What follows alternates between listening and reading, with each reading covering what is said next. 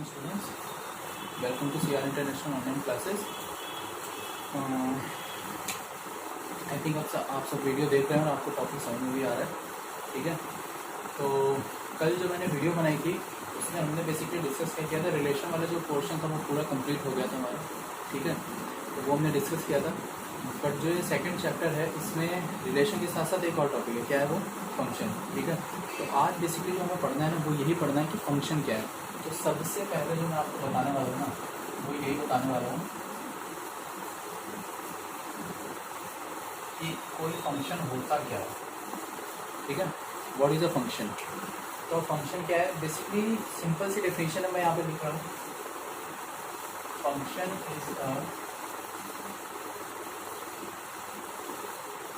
Special type of relation.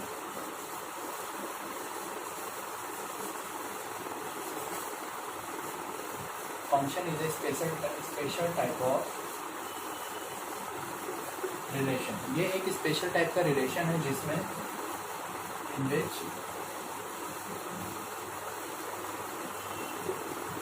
Every, देखिए जो domain के एलिमेंट्स होते थे रिलेशन में उसको हम बोलते हैं, क्या बोलते थे उसे, डोमेन ही बोलते थे कि ईच डोमेन ना। बट यहाँ पे मैं क्या बोल रहा हूँ, जो एलिमेंट्स होंगे ना डोमेन के जो रिलेशन उस फंक्शन को सेटिस्फाई करेंगे उसको हम बोलते हैं प्री इमेज, ठीक है। तो एवरी प्री इमेज, ये आपको याद रखना है कि प्री इमेज क्या है। बेसिकली जो फर्स्ट सेट होता था उसी के एलिमेंट्स है, ठीक है। Every pre image has a single unique image, ठीक है। ये इसकी सिंपल सी एक डेफिनेशन है। Function is a special type of relation in which every pre image has a single image, ठीक है। और इसको मैं अदर वर्ड्स में क्या बोल सकता हूँ, और इन अदर वर्ड्स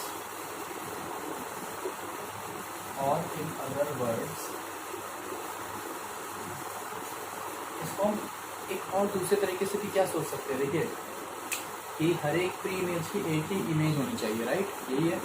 तो इसको अदर वर्ड्स में हम ये भी बोल सकते हैं कि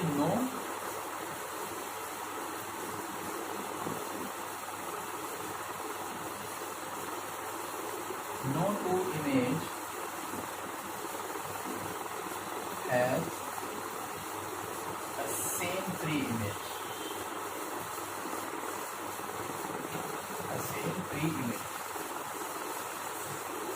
है समझ में कि कोई भी दो इमेजेस की एक ही सेम प्री इमेज नहीं होनी चाहिए, ये और याद रखना है, ठीक है। तो जैसे मैंने एक एग्जांपल दिया, मैं इसको एरो डायग्राम से समझाता हूँ, बहुत इजी रहेगा समझना। This is set A and this is set B, right. इसमें सपोज कुछ एलिमेंट्स हैं 1 2 3 4, यहाँ पे भी कुछ एलिमेंट्स है 2 3 4 5 6 और 7। अब अगर मैं ये बोलूँ कि 1 की जो इमेज है वो 2 है, 2 की जो इमेज है वो 3 है, 3 की जो इमेज है वो 4 है और 4 की जो इमेज है वो 5 है, तो क्या ये फंक्शन होगा, देख लेते हैं कंडीशन के अकॉर्डिंग। एवरी, पहली बात तो याद रखना है कि जो डोमेन के एलिमेंट होने चाहिए उन हर एक की एक इमेज जरूर होनी चाहिए। यहाँ पे कोई भी एलिमेंट, मतलब जो फर्स्ट सेट है उसका कोई भी एलिमेंट वैकेंट नहीं होना चाहिए, ठीक। तो क्या यहाँ पे वैकेंट है, कोई भी नहीं है, हर एक की इमेज हमें मिल रही है, ठीक है। तो ये जो है ये क्या हो गया, ये एक फंक्शन है, तो मैंने यहाँ पे टिक कर दिया, ठीक, ये फंक्शन है। एक छोटा सा अगर एग्जांपल देता हूँ, कुछ यहाँ पे एलिमेंट्स हैं, इसकी इमेज ये है, इसकी इमेज ये है,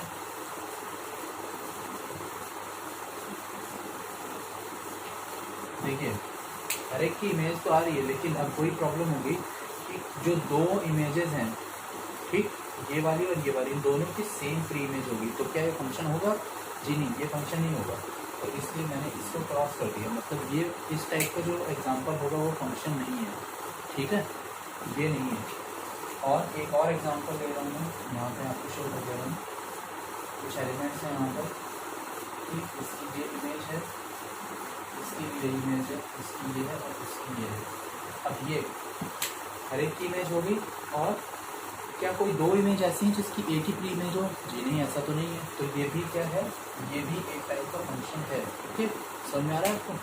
तो ध्यान रखिएगा, एरो डायग्राम से समझना बहुत ईजी होता है, मुझे बहुत ईजी लगता है, तो इसीलिए मैं इसको प्रेफर करता हूँ। तो आप भी इसे समझिए, बहुत ईजी है समझना, ठीक है। मतलब इस तरह का अगर एरो डायग्राम मिलता है, मतलब यहाँ पे देखिए बेसिकली यही दो कंडीशन है, ठीक है। पहली चीज़, यहाँ पे कोई वैकेंट नहीं होना चाहिए, यहाँ पे वैकेंट तो उससे कोई मतलब नहीं है, बट यहाँ के दो एरो के लिए सेम एक ही जगह से दो एरो ना आ रहे हैं, जैसे इसमें आ रहे थे, ठीक है, एक ही जगह से दो एरो आ रहे हैं, तो ये नहीं होता, ठीक है। और यहाँ पे कोई भी एलिमेंट वैकेंट नहीं होना चाहिए, सपोज ये इसकी इमेज ही नहीं होती, तो ये भी फंक्शन नहीं होता, करेक्ट, ठीक है। तो ये चीज़ हमें क्या करना है, ये हमें याद रखना है, ओके। तो ये था बेसिकली फंक्शन। अब फंक्शन के बाद में, ये तो फंक्शन हो गया, फंक्शन की सिंपल सी डेफिनेशन है जो मैंने आपको बता दी है। अब फंक्शन के बाद में क्या होता है, फंक्शन के बाद आते हैं कुछ इसमें फंक्शन के स्पेसिफिक टाइप्स हैं, जो मैं अब एक एक करके आपसे डिस्कस करूँगा। और फंक्शन में बहुत इंपॉर्टेंट चीज़ होती है जिस पर क्वेश्चन भी आता है, और वो समझने में बहुत ही ज़रूरी है, बहुत ही इंपॉर्टेंट है, ठीक है। तो अब हम उसको डिस्कस करने वाले हैं। तो ये तो मैंने फंक्शन की डेफिनेशन आपको बता दी कि बहुत ही ईजी सी फंक्शन की डेफिनेशन होती है, ठीक है। अब जो नेक्स्ट चीज़ है फंक्शन में, वो क्या है, some specific function from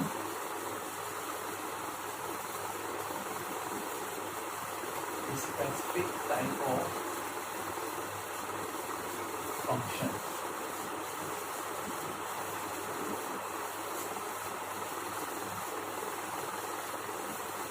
कुछ स्पेसिफिक फंक्शंस हैं, वो हम डिस्कस करेंगे वन बाय वन, ठीक। तो इसमें जो सबसे पहला फंक्शन है जो मैं डिस्कस करने वाला हूँ, वो है identity function. First one is identity function. सबसे पहला जो है ये आइडेंटिटी फंक्शन है। अब देखिए इसको समझना बहुत ईजी है। आइडेंटिटी का मतलब क्या होता है, ठीक है। अगर मैं बात करूँ कि मेरी आइडेंटिटी क्या है, तो मेरी आइडेंटिटी मैं खुद हूँ, ठीक है। आप खुद की ही आइडेंटिटी हो, ठीक है। कोई भी पर्सन जो होता है, each individual is the identity of himself, ठीक है, वो खुद की ही आइडेंटिटी होता है। तो सिमिलरली इसमें भी यही होगा कि कोई एक ऐसा फंक्शन जिसके लिए प्री इमेज और इमेज दोनों बिल्कुल इक्वल, दोनों की वैल्यू बिल्कुल सेम हो, तो इस टाइप का जो फंक्शन होता है वो क्या होता है, एक आइडेंटिटी फंक्शन होता है। तो बेसिकली इसको मैं लिख देता हूँ, y equals to fx equals to x। तो देखिए अब अगर x की वैल्यू का सपोज 1 है, then y will have 1 value, right. If x becomes 2, ये भी 2 हो जाएगा, अगर ये 3 तो ये भी 3 हो जाएगा, ठीक है। तो ये फंक्शन एक आइडेंटिटी फंक्शन है, क्यों, क्योंकि इसकी जो प्री इमेज है और जो इसकी इमेज है, दोनों की वैल्यू बिल्कुल इक्वल है, बिल्कुल सेम है, ठीक है। तो ये फंक्शन हो गया आइडेंटिटी फंक्शन, ओके। अब मैं साथ साथ इसकी डोमेन और रेंज भी लिख दे रहा हूँ, ठीक है। And where x belongs to r। अब देखिए ध्यान से, x क्या है, रियल नंबर। अगर ये रियल नंबर है तो मतलब x, जो x होता है इसी को हम डोमेन बोलते हैं। याद रखिएगा x क्या है, इंडिपेंडेंट वेरिएबल है, ठीक है। डोमेन हमेशा इंडिपेंडेंट होती है, वो अपनी वैल्यू को अपनी मर्जी से बदल सकते हैं, मतलब हम डोमेन की वैल्यू को अपनी मर्जी से बदल सकते हैं। बट जो इमेज होती है या जो रेंज होती है, वो हम मतलब उसको हम अपनी मर्जी से नहीं बदल सकते, उसको हम वो डिपेंड करता है डोमेन पे, तो वो डिपेंडेंट वेरिएबल होता है, ठीक है। ये भी आपको याद रखना है। तो y क्या है, dependent variable, it is depending on the value of x। अगर x की वैल्यू हम 2 करेंगे तो ही ये 2 आएगा, अपनी मर्जी से 2 नहीं आएगा कि y 2 है तो x 2 है, no. when x is 2 only then y is 2, when x is 4 then only y is 4, okay. तो ये चीज़ याद रखिएगा। तो ये हो गया है। अब यहाँ पे मैं डोमेन लिख लेता हूँ उसकी। तो डोमेन क्या हो जाएगा, ऑल रियल नंबर। सिमिलरली मैं अगर रेंज की बात करूँ, again all real number y, क्योंकि जो वैल्यू x की होनी है ना, सेम वैल्यू ही y की होनी है, सिंपल, ठीक है। तो ये दोनों सेम होंगे। सेकेंड वन इज, और हाँ अगर इसका ग्राफ ड्रॉ करना हो तो ग्राफ भी बहुत ही ईजी है इसका ग्राफ बनाना, ठीक है। इसका ग्राफ मैं आपको बता देता हूँ किस तरह का आएगा, x एंड y। इसका ग्राफ कुछ इस तरह का, straight line passing through origin, ठीक है। जब x की वैल्यू 1, y भी 1 होगा, x की वैल्यू 2, y भी 2 होगा, x की वैल्यू 1, y भी 1, तो ये पॉइंट आ जाएगा, इधर आ जाएगा, इधर आ जाएगा। इस तरह से पॉइंट को आप ज्वाइन करते जाएंगे, then you will see there is a straight line, ठीक है। वो स्ट्रेट लाइन बिल्कुल ऐसी होगी जो अगर आप इसका एंगल मेजर करोगे तो x एक्सिस से भी 45 का एंगल बना रही होगी और y से भी 45 का एंगल बना रही होगी, ठीक है, आप ड्रॉ करके खुद देख सकते हैं, इस तरह का इसका ग्राफ आएगा। Okay, second one is constant function.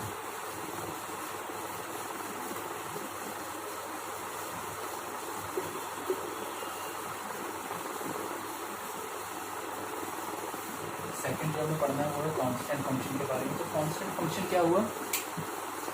Constant function एक ऐसा फंक्शन है, मतलब इसको मैं लिख दे रहा हूँ पहले, y equals to F X equals to let's say K. देखिए क्या हो रहा है, कुछ पता लग रहा है? के मतलब x की वैल्यू कुछ भी हो, कुछ भी हो x की वैल्यू, जो y होगा वो हमेशा फिक्स है, किसके बराबर है वो? k के बराबर, कांस्टेंट के बराबर। मतलब डोमेन हम कुछ भी चेंज करते हैं, डजेंट मैटर, बट इसकी जो रेंज है, इसकी जो इमेज है वो बदल नहीं रही, ठीक है। तो मैं अगर इसकी बात करूँ डोमेन की, डोमेन तो फिर से रियल नंबर ही क्यों? क्योंकि x की तो वैल्यू चेंज हो सकती है ना। बट अगर मैं रेंज की बात करूँ तो रेंज क्या है? केवल k है, तो इसको हम ऐसे लिखेंगे, क्यों? क्योंकि ये एक इंडिविजुअल एलिमेंट है, तो जो भी एलिमेंट होगा वो यहाँ पे ऐसे लिख दिया जाएगा। अगर इसकी ग्राफ की बात करूँ, ग्राफ में यहाँ पे साइड में ड्रॉ करके दिखा दे रहा हूँ आपको, एक्स एक्सिस और ये वाई एक्सिस, एक्स की वैल्यू लेफ्ट राइट कुछ भी हो सकती है, बट ये नहीं बताएगा, ये डिपेंड करता है, ये नेगेटिव होगा अगर तो ये बिलो लाई करेगा, अगर ये पॉजिटिव है देन अपर साइड बन जाएगा। जो वैल्यू होगी according to that you can draw the graph, simple, ठीक। ये हो गया कांस्टेंट फंक्शन, ठीक। कांस्टेंट फंक्शन के बाद पहला मैंने आपको बताया आइडेंटिटी, दूसरा बता दिया मैंने कांस्टेंट फंक्शन, तीसरा अब कौन सा है? Polynomial function.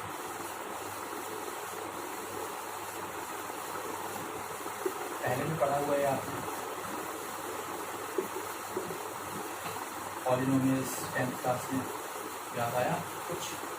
ठीक है, तो ये है पॉलिनोमियल फंक्शन। तो जो कोई भी फंक्शन जो इस टाइप का होगा, y equals to F X equals to a0 plus a1x plus a2x square and so on an x की पावर, इस तरह का जो फंक्शन होगा ना, जिसमें कुछ मतलब ये एक तरीके से देख रहे हो आप, एक अलजेब्रिक एक्सप्रेशन है जिसमें कुछ कांस्टेंट्स भी हैं, कुछ वेरिएबल्स भी हैं, पावर वाले टर्म्स भी इन्वॉल्व हैं, ठीक है। इस तरह का फंक्शन होगा where a0 a1 up to an are real numbers, ये रियल नंबर्स होंगे और इनको हम बोलेंगे कोफिशिएंट्स, ठीक है। ये रियल नंबर्स हैं, और जो ये n लिखा हुआ है ये क्या है? ये बिलोंग करेगा किसमें? इंटीजर्स में, ठीक है। क्योंकि जो पावर होगी ना, ये इंटीजर पावर होगी, ठीक। तो ये हो गया पॉलिनोमियल फंक्शन, ठीक है। इस तरह का फंक्शन होता है पॉलिनोमियल फंक्शन। इसका ग्राफ ड्रॉ नहीं किया जा सकता है, क्यों? क्योंकि ये डिपेंड करेगा क्वेश्चन पे। मान लीजिए y equals to X plus 3 दिया हुआ है, तो उसका ग्राफ आप ड्रॉ कर लोगे, एक स्ट्रेट लाइन आएगा। मान लीजिए y equals to X square plus 5x plus 3 दिया हुआ है, तो एक पैराबोलिक टाइप का शेप आएगा। तो ये डिपेंड करेगा एग्जाम्पल पे। तो इसको ड्रॉ करने के लिए you have to take an example and then put the values of x and y। x की कुछ वैल्यू पुट करिए, देन y की कुछ वैल्यू आपको मिल जाएगी, और फिर उनको ग्राफ पे प्लॉट करते जाइए एंड देन स्मूथ हैंड से। याद रखिए, अगर x की पावर 1 हो, ठीक है, x की पावर अगर 1 हो तो आप स्केल का यूज़ करेंगे, क्योंकि ग्राफ लीनियर होता है। अगर x की पावर 1 के अलावा कुछ भी है, 2 है, 3 है, कुछ भी वैल्यू हो सकती है, then always use free hand to draw the graph. उसमें आप स्केल नहीं यूज़ करेंगे। अगर आपने स्केल यूज़ किया then your graph will be wrong. क्यों रॉन्ग होगा उसका रीज़न मैंने आपको बता दिया, क्योंकि वो लीनियर नहीं होता, ठीक। तो ये चीज़ रिमेंबर रखने की है। तो ये हो गया पॉलिनोमियल फंक्शन, ठीक। देन कम्स, अभी देखिए आइडेंटिटी हो गया, कांस्टेंट हो गया, बिल्कुल सिंपल वे में मैंने आपको समझाया, बहुत ही ईजी है समझना, बिल्कुल समझ लेंगे तो बिल्कुल बुरे लगेंगे। अच्छा, अगर इसकी मैं बात करूँ तो इसकी डोमेन क्या है? एक्स क्या कोई भी रियल नंबर हो सकता है, और वाई भी रियल में ही बिलोंग करेगा, ठीक है। तो डोमेन और रेंज इसकी भी रियल नंबर्स में लाई करेंगे, पार्ट ऑफ रियल नंबर बोल सकते हैं। तो पॉलिनोमियल फंक्शन हो गया। पॉलिनोमियल फंक्शन के बाद जो अब हमें पढ़ना है वो है रैशनल फंक्शन, ठीक है।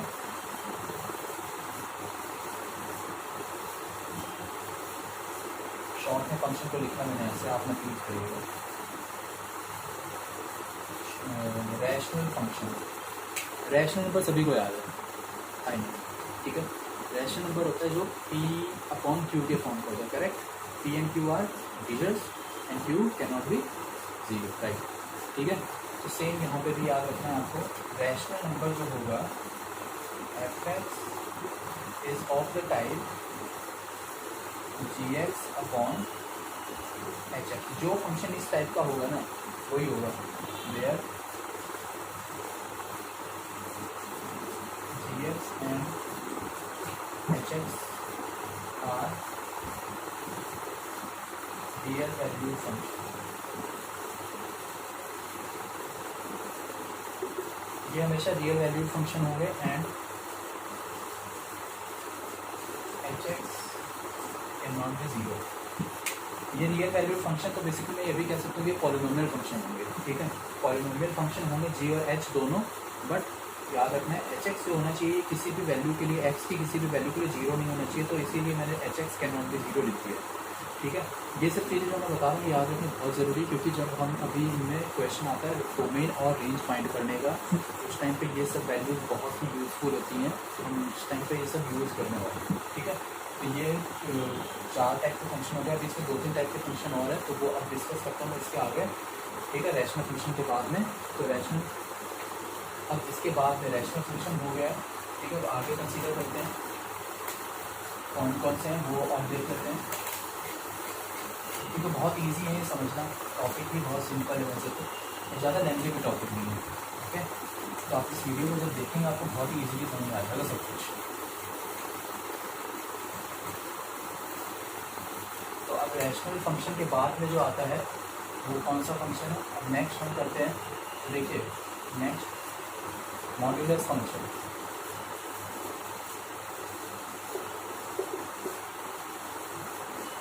मॉड्यूलस फंक्शन, अब ये मॉड्यूलस फंक्शन कौन सा, ठीक है। तो y is equals to F X is equals to mod X, इस तरह का जो फंक्शन होता है ये होता है मॉड एक्स, ठीक है।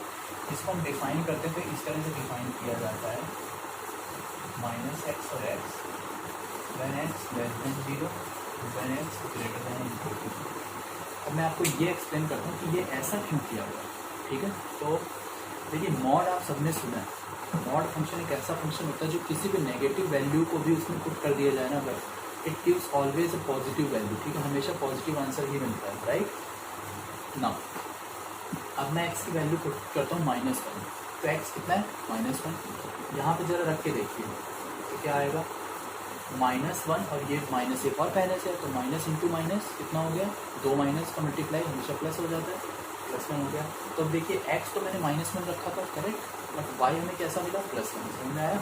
तो इसलिए याद रखिएगा जब भी एक्स नेगेटिव होता है then always it becomes negative X, ठीक है, and when X is positive it is X, ठीक है। तो ये हो गया। अब मैं अगर इसकी डोमेन की बात करूँ, सारे एक्स की वैल्यू इंक्लूड है, इट मीन्स रियल नंबर। और अगर मैं इसकी रेंज की बात करूँ तो देखिए रेंज क्या है, एक्स की वैल्यू अगर 0 होगी तो 0 हो जाएगा, बिल्कुल हो जाएगा, और जब इन्फिनिटी होगी इन्फिनिटी होगी, मतलब ये 0 से लेकर इन्फिनिटी तक कोई भी वैल्यू हो सकती है, तो इसका मैसेज 0 to इन्फिनिटी, ठीक है। अगर 0 से लेकर इन्फिनिटी तक कोई भी रियल नंबर, ओके। इसका अगर आप ग्राफ ड्रॉ करना हो तो अब देखिए मैं ग्राफ हर बार ड्रॉ नहीं कर रहा हूँ, आप बहुत ही सिंपल है ग्राफ को ड्रॉ करना, आप इन सबके ग्राफ बहुत इजीली खुद से ड्रॉ कर सकते हैं, कैसे वो मैं बता दे रहा हूँ। आप क्या करेंगे, इसमें कुछ वैल्यूज पुट करके देखिए, जब भी किसी ग्राफ को ड्रॉ करना हो, अब देखिए तो x की पावर 1 है, x की पावर 1 है, मतलब ये लीनियर ग्राफ होगा, ठीक है। तो इसको ड्रॉ करने का सिंपल तरीका है क्या, x की वैल्यू पुट करते जाइए, x की वैल्यू आप इसमें एक बार माइनस मतलब 4-5 वैल्यू ले लीजिए, मैं बताऊँ वो, ठीक, -2 -1 0 1 और 2, ये 5 वैल्यू, ठीक है, 2 नेगेटिव 2 पॉजिटिव 1 जीरो वैल्यू होगी। अब उसके अकॉर्डिंगली आपको y की वैल्यू मिलती जाएगी, और बस वो पॉइंट्स प्लॉट करते जाइएगा ग्राफ पे, और देन स्केल की हेल्प से उनको ज्वाइन कर दीजिएगा, सिंपल सा ग्राफ ड्रॉ होगा, ठीक है। तो ग्राफ ड्रॉ करके सभी देख लेंगे, बहुत ईजी है, ठीक। तो मॉड्यूलस फंक्शन हो चुका है, देन कम्स मॉड्यूलस फंक्शन के बाद में जो नेक्स्ट है अगला वो है signum function.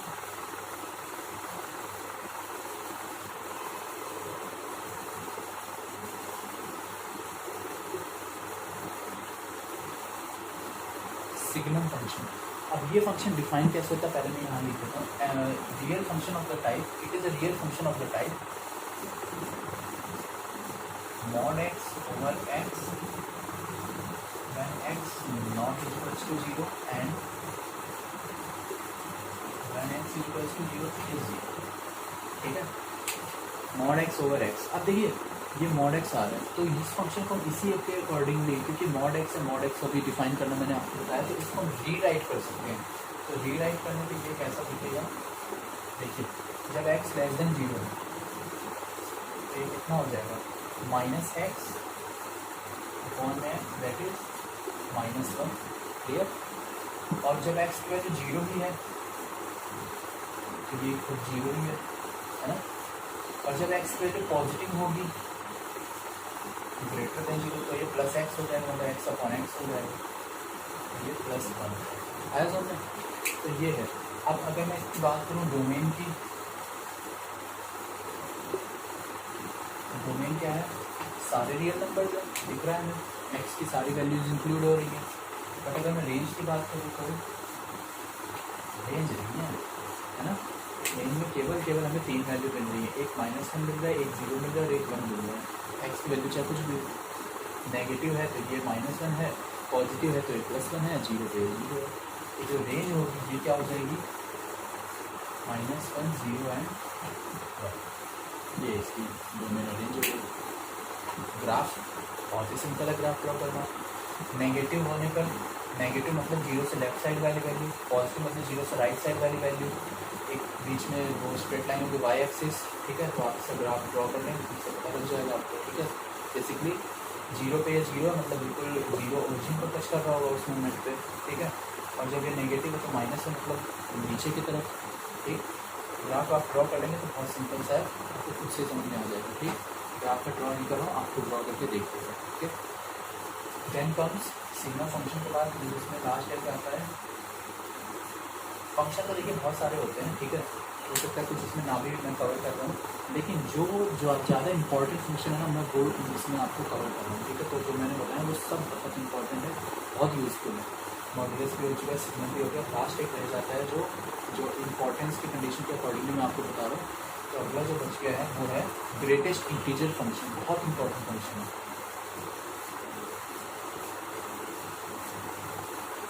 Greatest integer function.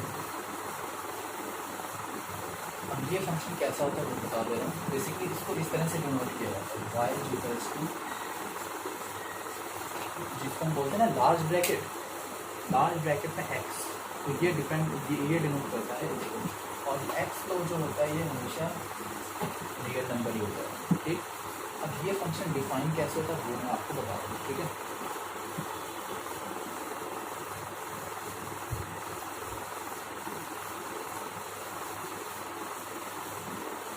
देखिए सारी वैल्यूज़ मैं नहीं कवर करूँगा, लेकिन हाँ कुछ वैल्यू के लिए आपको समझा देता हूँ। जैसे मान लीजिए x जो है ये -2 से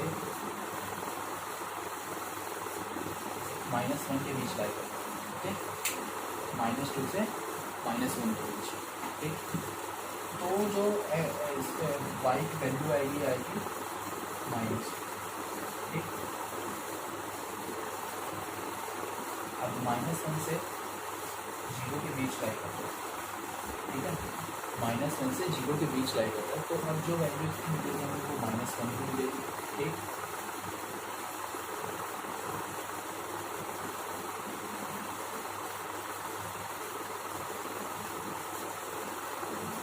फिर 0 से 1 तक, देखिए 0 इंक्लूड है बट 1 इंक्लूड नहीं है, ये याद रखिएगा, ठीक है। तो 0 के बराबर बट 1 इंक्लूड नहीं, मतलब ये वैल्यू कहाँ तक हो सकती है 0.099999999 तक, बट 1 नहीं होगी, राइट। तो अब इसमें देखिए जरा, इसको मैं समझा भी देता हूँ आपको। -2 के बराबर है और -2 से बड़ी वैल्यू है, बट -1 से छोटी ही वैल्यू है, मतलब ये कहाँ तक लाई करेगा मतलब -1 एग्जैक्ट नहीं हो सकता, ओके।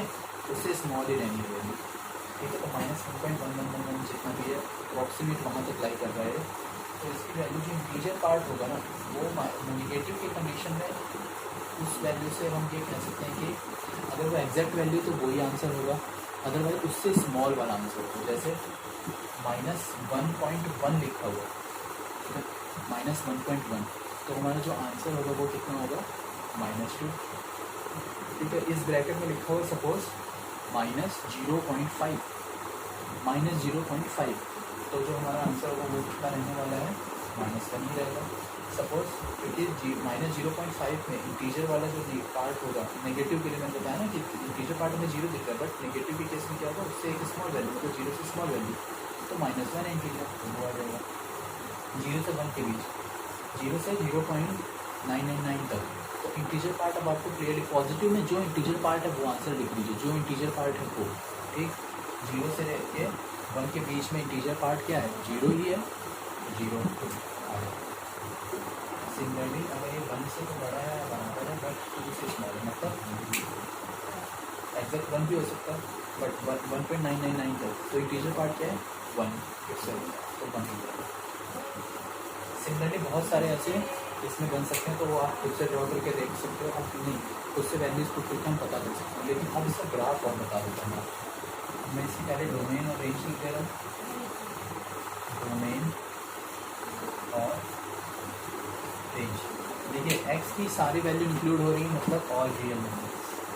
बट अगर बात करी जाए रेंज की, ध्यान से देखिए रेंज बहुत ही ध्यान से, -2, -1, इससे ऊपर -3, -4, -5, -6 सारे नेगेटिव इंटीजर्स, 0 भी आ चुका है और पॉजिटिव इंटीजर्स भी आ रहे हैं, मतलब केवल इंटीजर्स, और इंटीजर को डिनोट किससे किया जाता है जेड से, तो ऑल इंटीजर्स, ठीक है।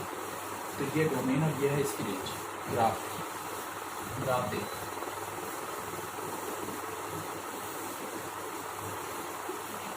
एक्सिस एंड वाई एक्सिस, ठीक है। -2 से -1, ये -2 और ये -1,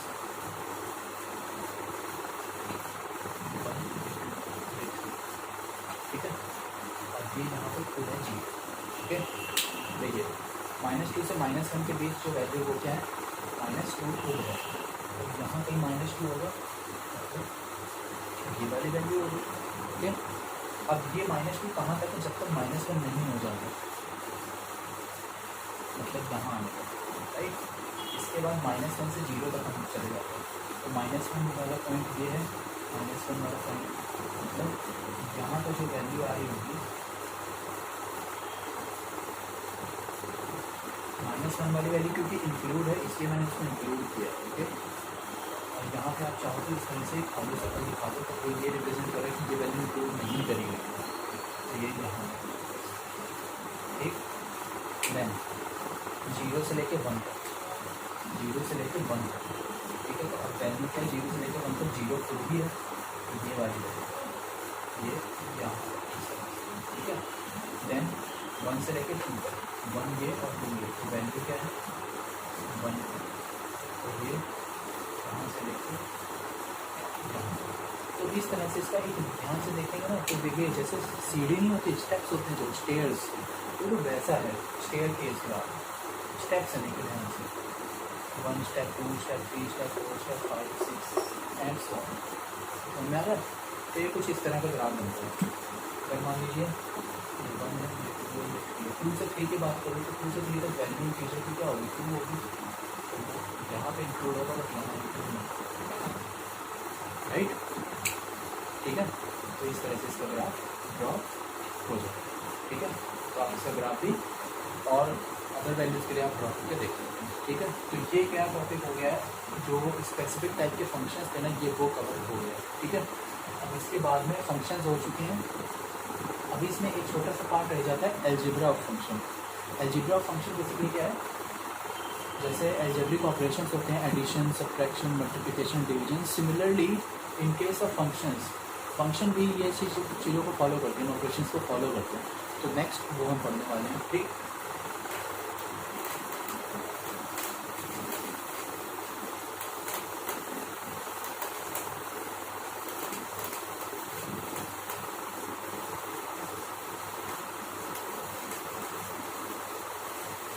अब जो नेक्स्ट हम टॉपिक इसमें समझेंगे वो क्या है, अलजेब्रा ऑफ फंक्शन, ठीक है, अलजेब्रा। तो next is algebra of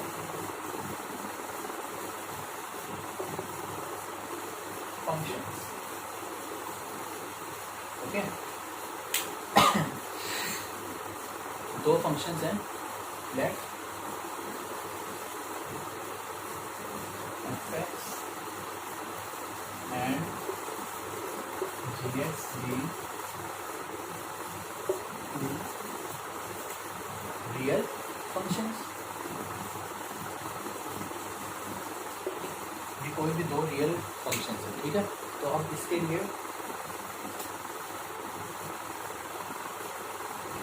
f plus ji x अगर ऐसे लिखा है, इसका मतलब देखिए बेसिकली क्या है, एडिशन। तो एडिशन कैसे करेंगे दो फंक्शन का, बहुत ही सिंपल है, एफ एक्स और जी एक्स दोनों को इंडिविजुअल ऐड करें, ठीक है, बस सिंपल। एफ माइनस जी एक्स, ये कैसे हो जाएगा, एफ एक्स माइनस जी एक्स, सबका एफ इंटू जी एक्स क्या हो जाएगा, एफ एक्स इंटू जी एक्स, ठीक है। ये था फर्स्ट पार्ट, सेकेंड और फोर्थ। अब आपको क्लियर हो रहा हो क्या आएगा, नेक्स्ट क्या हो सकता है, मल्टीप्लिकेशन के बाद डिवीजन, यस। क्या हो जाएगा, एफ अपॉन जी एक्स, ये क्या आ जाएगा, F X over G X. But अब ये कौन सा टाइप हो गया, कौन सा टाइप हो गया, अभी जो हमने रैशनल पढ़ा था, बिल्कुल। तो रैशनल में क्या बताएगा, provided G X can not be, ठीक है। अब एक चीज़ और, ये अलजेब्रा है फंक्शंस का, ठीक। एक चीज़ इसमें जो मैं बताऊंगा आपको, डोमेन फाइंड करना, ठीक है। तो अब let's say domain of F जो है, मान लेते हैं इसकी जो डोमेन है, ठीक, कुछ भी हो सकती है, पता नहीं कुछ भी हो सकती है, ठीक है। ये एफ की डोमेन है एंड बी जी किसकी है, जी की डोमेन है, ठीक। Then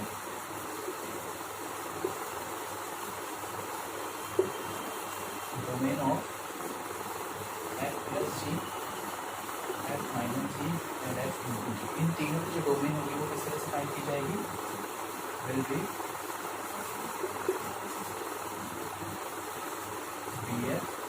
intersection G. एफ की जो डोमेन है वो और जो जी की डोमेन है वो, इन दोनों का क्या है, इंटरसेक्शन, ठीक है, कॉमन पोर्शन है, ठीक। बट ये मैंने तीन के केस में बताया, प्लस माइनस और प्रोडक्ट, डिवीजन नहीं बताया। डिवीजन में क्या है, होगा तो यही चीज़, बट क्या याद रखना है आपको, क्या याद रखना है, जी डिनोमिनेटर में आ रहा है तो जी कैन नॉट बी जी, बस एक चीज़ इसको याद रखना, ठीक है। तो ये इस तरह से हम डोमेन भी फाइंड आउट कर सकते हैं, ओके। अब इसी का मैं एक साथ में इसी के एग्जाम्पल भी बता दे रहा हूँ सिंपल वे में। मान लेते हैं एफ एक्स जो है ये है एक्स स्क्वायर प्लस जी एक्स फंक्शन जो है, let's say x plus three है, ओके। फाइंड कर लेते हैं पहले सम एफ प्लस जी, तो क्या करते हैं, एफ प्लस जी में दोनों को इंडिविजुअली जोड़ देते हैं, एफ एक्स और जी एक्स को, तो इनको ऐड कर देते हैं, आ जाएगा x square plus x plus constant add होगा तो 5, एफ माइनस एफ में जी को माइनस करना है, कितना आ जाएगा, एक्स स्क्वायर माइनस का हो जाएगा एक्स और 2 माइनस की माइनस का बच जाएगा, ये माइनस जी हो गया। प्रोडक्ट करना है तो इन दोनों का मल्टीप्लाई हो जाएगा, x square plus 2 into x, कितना आ जाएगा, एक्स क्यूब 2x और 3x स्क्वायर प्लस 2 3 6, ये आ गया प्रोडक्ट। और डिवीजन कैसे हो जाएगा, F X upon G X, X square plus 2 over X, but चीज़ याद रखिएगा, आप यहाँ पे आपको बताना पड़ेगा X not equals to minus, क्यों, डिनोमिनेटर जीरो नहीं होता, ठीक। अब अगर ये जीरो होगा नहीं होगा तो मतलब x plus 3 can not be zero, 3 transpose कर दिया जाएगा तो ये वैल्यू मिल जाएगी, तो यही चीज़ यहाँ पे मैं बता रहा था आपको कि x+3 can not be zero, मतलब डिनोमिनेटर को नॉट इक्वल टू जीरो लिखना होगा, ठीक है। अब अगर जो भी डोमेन फाइंड आउट की जाएगा, सिमिलरली इसकी भी फाइंड की जाएगी, बट इसको हम माइनस कर देंगे, ओके।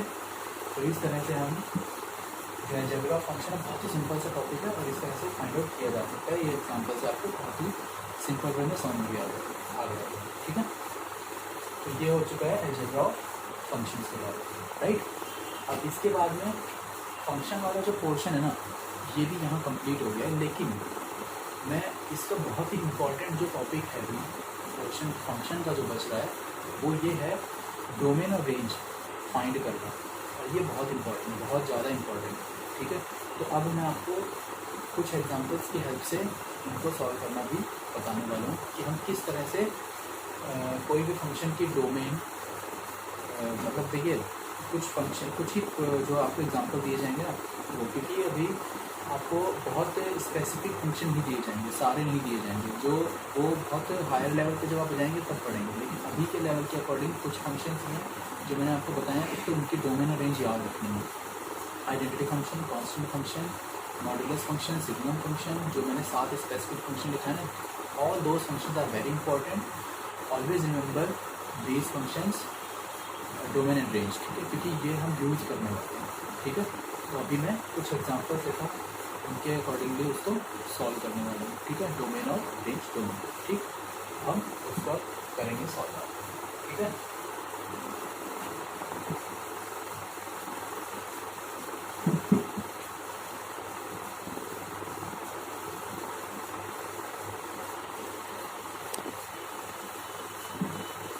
तो बच्चे ये वाला पोर्शन कंप्लीट हो गया। अब हम नेक्स्ट वीडियो में सीखेंगे डोमेन और रेंज को फाइंड आउट करना, किस तरह से वो फाइंड आउट किया जाएगा, ठीक है। तो वो मैं नेक्स्ट वीडियो में आपको बताऊँगा।